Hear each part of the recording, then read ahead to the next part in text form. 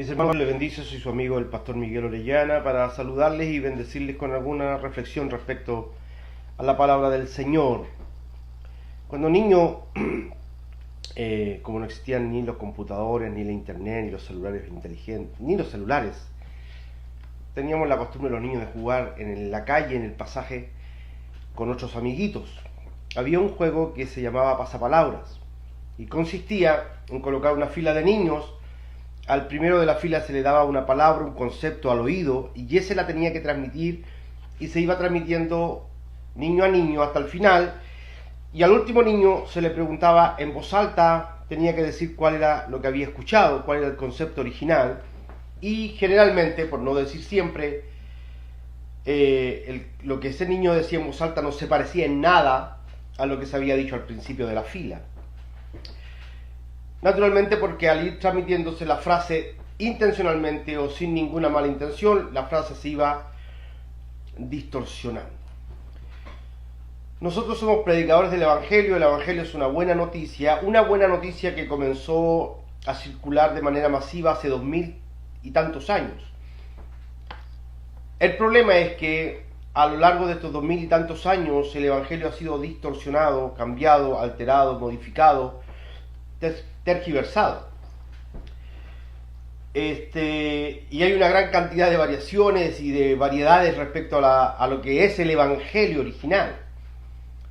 Algunos lo han distorsionado, tergiversado con una mala intención, con dolo, otros por ignorancia.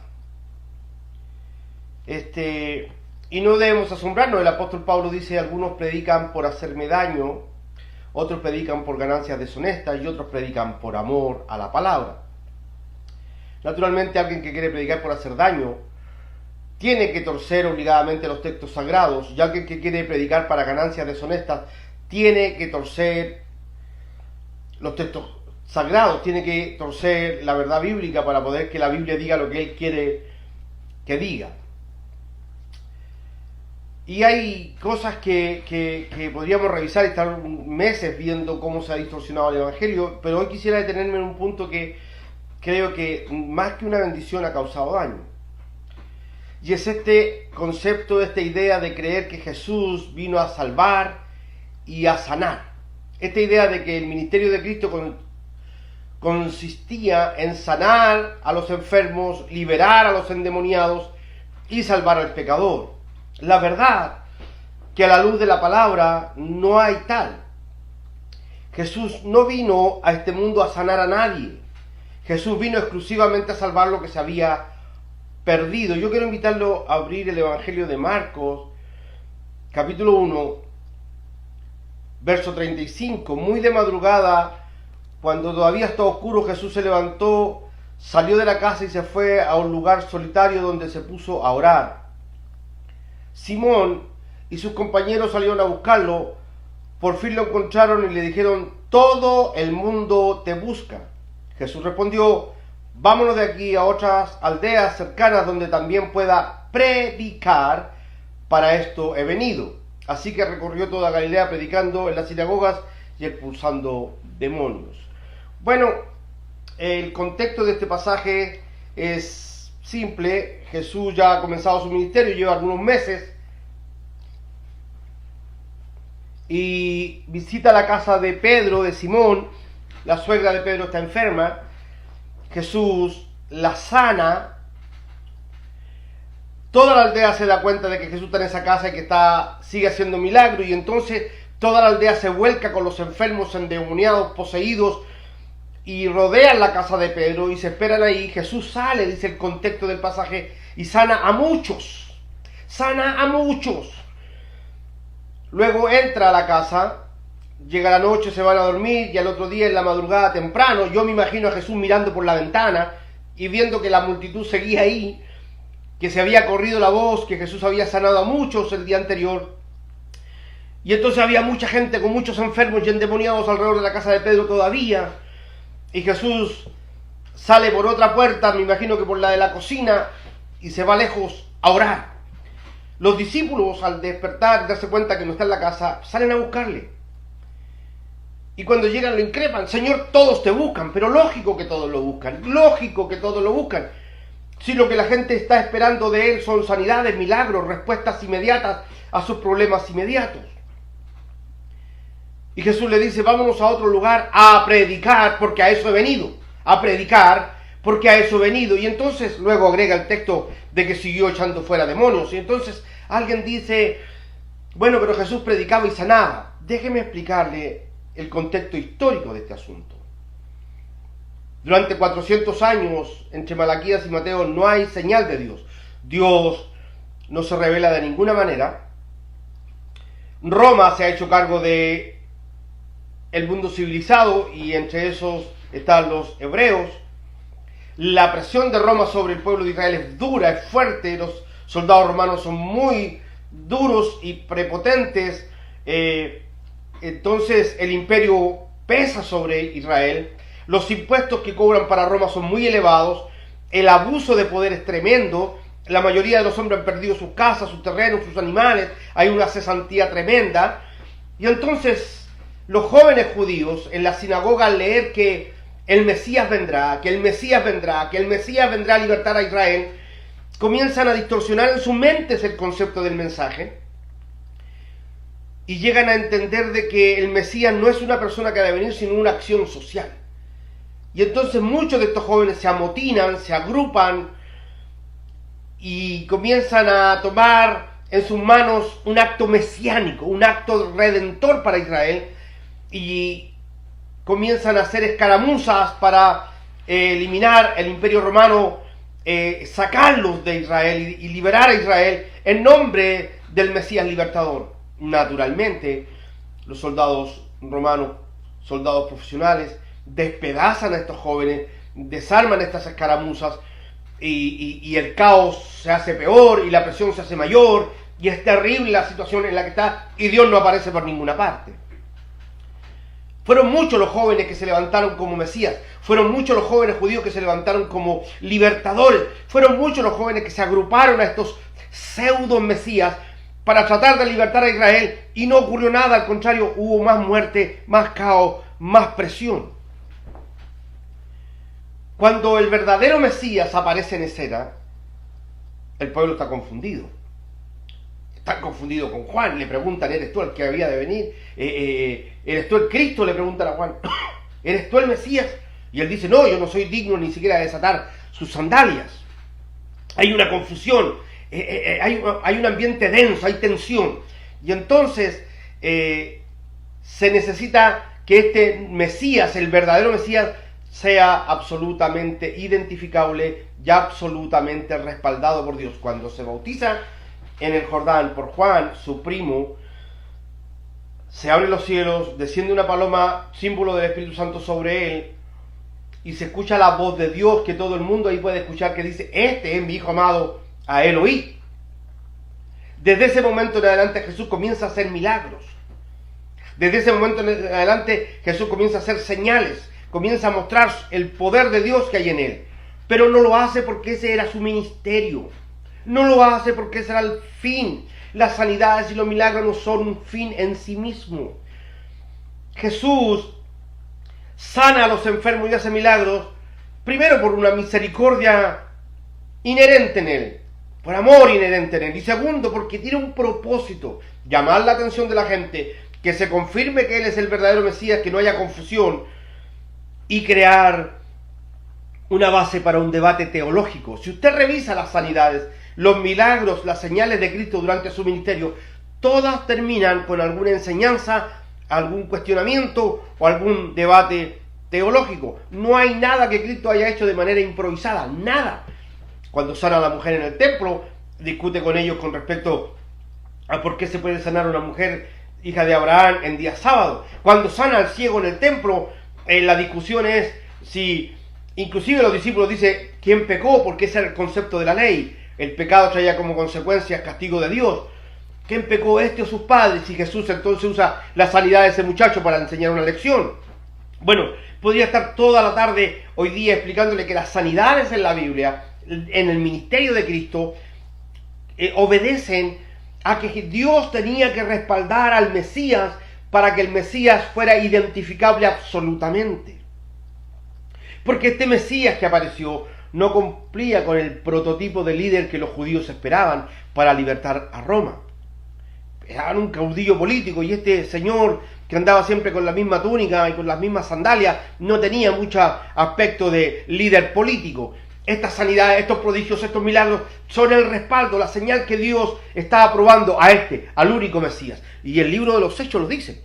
Si usted va conmigo al libro de los Hechos, capítulo 2, los discípulos, después de recibir el Espíritu Santo, entienden este asunto. Y en el capítulo 2 de los Hechos,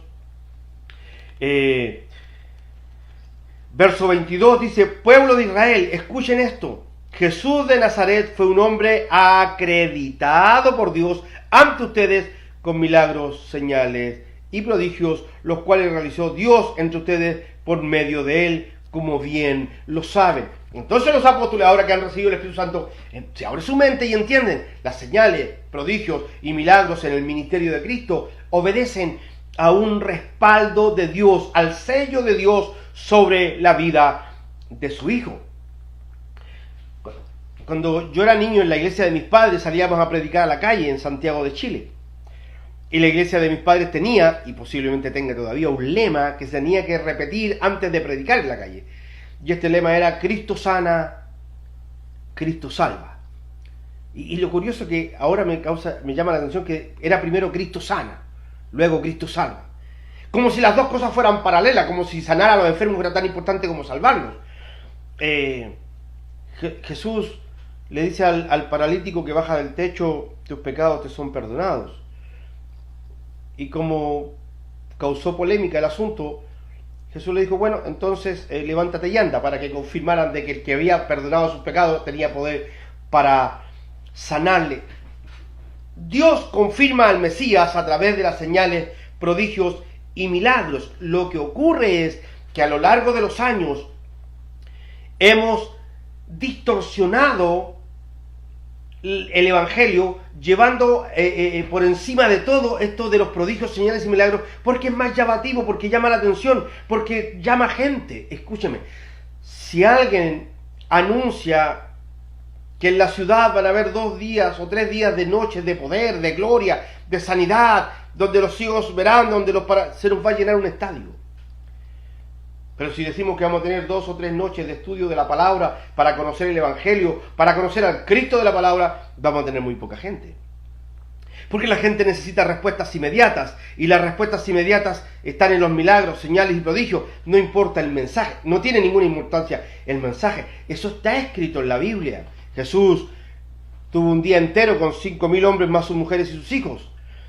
Y cuando Jesús tiene que cruzar el lago de Galilea, la gente lo sigue, y cuando llegan a los lados le dice: Señor, te estábamos esperando. Y Jesús les dice: ustedes me buscan porque les di de comer. La verdad que en griego dice: les di de tragar. Es decir, ustedes andan detrás mío por lo que yo puedo darles, por las respuestas inmediatas a sus necesidades puntuales, pero no están detrás mío por el mensaje, por el reino, por la salvación, por la eternidad. No les interesa. La gente se fue. Jesús le dijo a sus discípulos: y ustedes no se van a ir con ellos. Y Pedro dice: ¿a quién iremos si tú tienes palabras? Pedro no dijo: tú tienes señales y prodigios. Pedro dijo: tú tienes palabras de vida eterna. Entonces, claro, aparece la distorsión. Y seguramente que más de alguien estará pensando en Isaías 53. Por sus llagas nosotros fuimos curados. Él llevó nuestras enfermedades. Y hemos sido capaces inclusive de interpretar que se refiere a que en la cruz fueron llevadas nuestras enfermedades. Es extraño porque las sanidades de Cristo fueron cuando estaba vivo, todavía no había muerto. Lo más grave del asunto es que cuando uno pone el contexto correcto de Isaías 53, verso 4, el siervo sufriente, el castigo de nuestra paz fue sobre él, enmudeció, por su llaga nosotros fuimos curados. No está hablando de sanidades que se van a provocar para nosotros de manera automática en la cruz del Calvario, porque el contexto del libro de Isaías habla de pecado. Si usted revisa el capítulo 1 y va despacito por Isaías, se va a dar cuenta que el reclamo de Dios al pueblo de Israel, el reclamo de Dios a través del profeta Isaías, es de que el pueblo de Dios está tan lejos de Dios que es un pueblo podrido, que está podrido desde la cabeza hasta la planta de los pies, que el pueblo de Israel tiene una llaga, que el pueblo de Israel está enfermo en su pecado, que el pueblo de Israel necesita sanidad espiritual, pero no está hablando de sanidad física, porque hemos creado mucha frustración, hemos hecho mucho daño, diciéndole a la gente, si usted proclama que en la cruz fueron llevadas nuestras enfermedades, usted será sano. He visto mucha gente morirse proclamando sanidad. He visto a mucha gente morirse proclamando y repitiendo textos bíblicos que no han provocado ningún efecto en su vida física. Creer que las enfermedades fueron llevadas en la cruz del Calvario es frustrante cuando tenemos hermanos, buenos cristianos, buenos predicadores, que aman al Señor y su palabra, enfermos, agónicos, pobres. ¿Cómo se conjuga eso entonces? Bueno, se conjuga volviendo a la raíz del Evangelio. Cristo no vino a sanar ni a prosperar. Cristo vino a salvar lo que se había perdido. Ese es el mensaje del Evangelio. El mensaje del Evangelio es salvación y vida eterna. No es sanidad y prosperidad. No es sanidad y prosperidad. Hemos distorsionado, así como los niños se traspasan las palabras y al final se distorsiona el concepto, a través de los años hemos distorsionado el mensaje del Evangelio y le hemos dado más énfasis a lo que nos produce provecho, le hemos dado más énfasis a lo que nos produce ganancias, le hemos dado más énfasis a lo que nos produce fama. Los discípulos, cuando ven que Jesús no está en la casa, salen a buscarlo, dice la gente te busca. Imagínate, sus discípulos estaban cerca nada menos que del sanador, tendrían fama, serían reconocidos, todo el mundo los aclamaría, serían aplaudidos, eran los amigos personales del sanador, del que hacía milagros. Jesús les dice, vámonos de aquí, a otro lugar donde yo pueda predicar, porque a eso vine. Y eso es lo que hemos hecho hoy día, darle un sobra énfasis. Ahora, cuidado. Yo no estoy diciendo que Dios no sana ni que no tiene poder. No estoy diciendo que los dones no están vigentes. No estoy diciendo que los milagros no se pueden producir hoy. Yo veo milagros constantemente. Yo creo en los dones. Yo creo en las manifestaciones del Espíritu Santo. Yo creo que Dios sigue teniendo el mismo poder. Pero la pregunta es, ¿el mensaje del Evangelio es sanar enfermos o las sanidades son el resultado de haber escuchado el mensaje del Evangelio? Es dónde ponemos y con qué valores ponemos las cosas. Yo vengo a Cristo para que me sane, o sané porque vine a Cristo. ¿Qué es primero, qué es después? Eso es lo que debemos ser honestos. No puedo seguir alimentando mi congregación con expectativas irreales y antibíblicas porque provoco frustración. Tienes problemas, ven a Cristo. Estás enfermo, ven a Cristo. Hay problemas en tu matrimonio, ven a Cristo. Pare. Si no estamos aquí para hacer ese tipo de ofertas. La oferta que debemos hacer es arrepiéntete, niégate a ti mismo, toma tu cruz cada día y síguelo. Ese es el mensaje. Si después de eso Dios en su soberanía quiere sanarte, quiere bendecirte, quiere prosperarte, a Él sea la gloria.